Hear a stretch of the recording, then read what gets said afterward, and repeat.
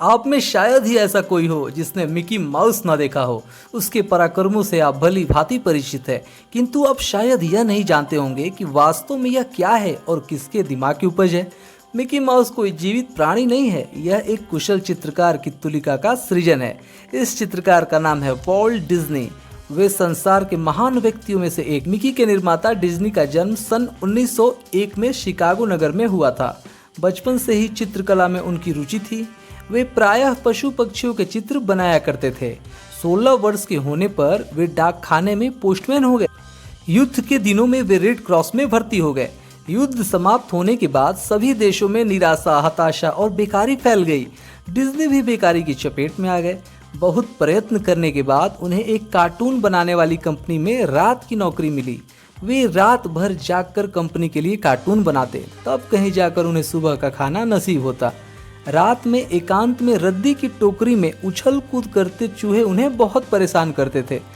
शुरू में तो उन्होंने चूहे को भगाने का प्रयत्न किया, किंतु बाद में उन्होंने चूहे से दोस्ती कर ली। जब वे काम से थक जाते तो चूहों को ध्यान से देखते और कागज पर उनके चित्र बनाने लगते।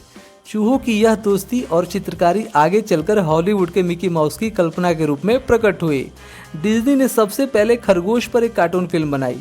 नाम रखा ओसवाल्ड द लकी रैबिट, किंतु खरगोश के भाग्य में प्रसिद्धि नहीं लिखी थी, इसीलिए वह फिल्म साझेदारी के झगड़े में पड़ गई। पर डिज्नी यूं ही हार मानने वाले कब थे। उन्होंने खरगोश को छोड़कर अपने पुराने मित्र चूहों पर एक कार्टून फिल्म बनाई। नाम रखा मार्टियर।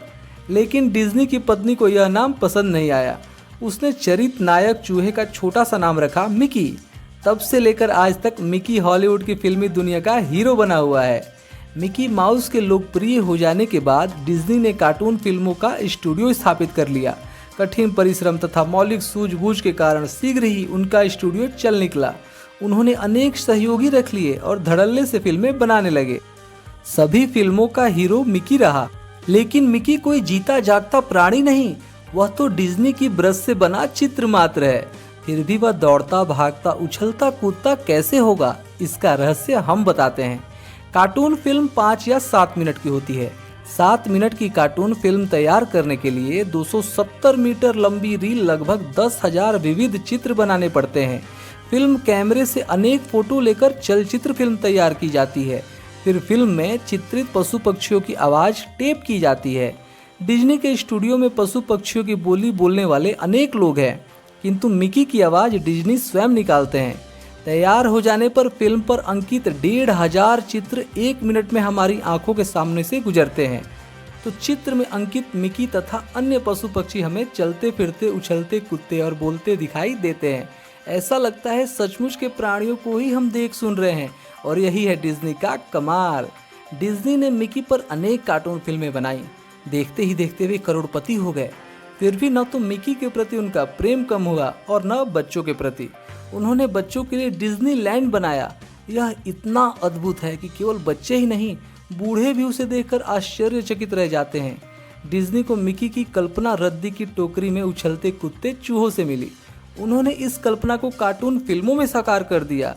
परिश्रम और प्रतिभा के बल पर आदमी बहुत आगे बढ़ सकता है। इसका उदाहरण डिज्नी है।